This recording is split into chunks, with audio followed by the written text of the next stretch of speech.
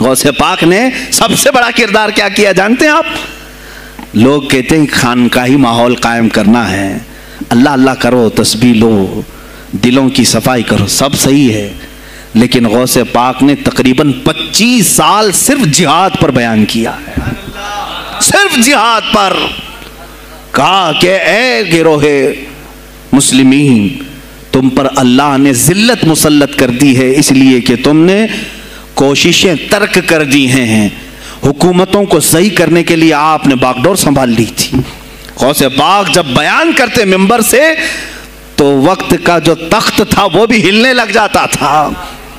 خلیفہ مستنجد باللہ اس زمانے کا خلیفہ ہے اور تنگ آ گیا غوث پاک کے پاس. جب وہ بیان کرتے اور ان کی عیاشیاں کھول کھول کر کے ذکر کرتے تو لوگوں میں اب احساس جاگنے لگا، کوئی تو اللہ والا آیا ہے جو نظام خداوندی قائم کرنے کی بات کر رہا ہے، نظام مصطفیٰ قائم کرنے کی بات کر رہا ہے. بغداد کی یہ حالات جب ہونے لگے میرے عزیزو، سلطان الاولیاء غوث پاک کی ہی شہ پر جانتے ہیں صلاح الدین ایوبی جیسا ایک مرد مجاہد پیدا ہوا ہے. یہ آپ کی تحریک تھی، غوث پاک کی تحریک تھی کہ جب بازنطینی عیسائیوں سے آپ نے اپنی پوری امت کو آگاہ کیا کہ تم سو رہے ہو، تم اپنی عیاشیوں میں ہو، تم اپنے نشے میں ہو، تمہارا دشمن تاک میں لگا ہے، گھات لگا کر کے بیٹھا ہے. اور ہوا بھی یہی کہ غوث پاک کے وصال کے صرف 10 سال بعد صلیبیوں نے حملہ شروع کر دیا بغداد پر، مصر پر، ترکی پر، ہر جگہ. اور یہی حملے کی وجہ تھی صلاح الدین ایوبی جیسا مرد مجاہد کھڑا ہوا اور پھر انہوں نے پورے بیت المقدس کو فتح کر کے اپنے سر ایک صحرا باندھا. آج تک امت اس کے احسان کو یاد کرتی ہے.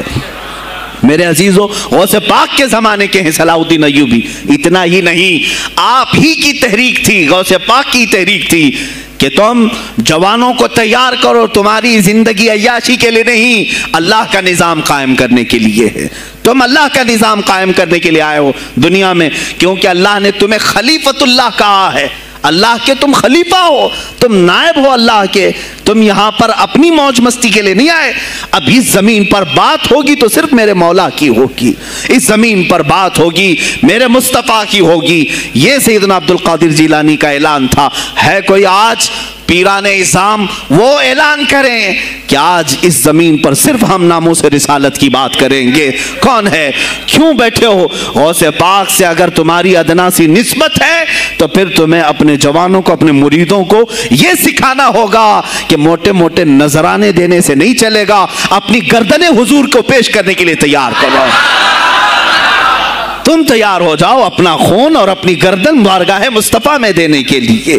یہ آج تربیت دو، ورنہ پھر دشمن تمہیں کچا چبانے کے لیے تیار ہے، کچا چبانے کے لیے تیار. عزیزان گرامی، میں غوث پاک کی تحریک آپ کو بتا دوں کون سی تحریک تھی. وہ صلاح الدین ایوبی جو بیت المقدس فتح کیا، یہ غوث پاک کی تحریک ہے.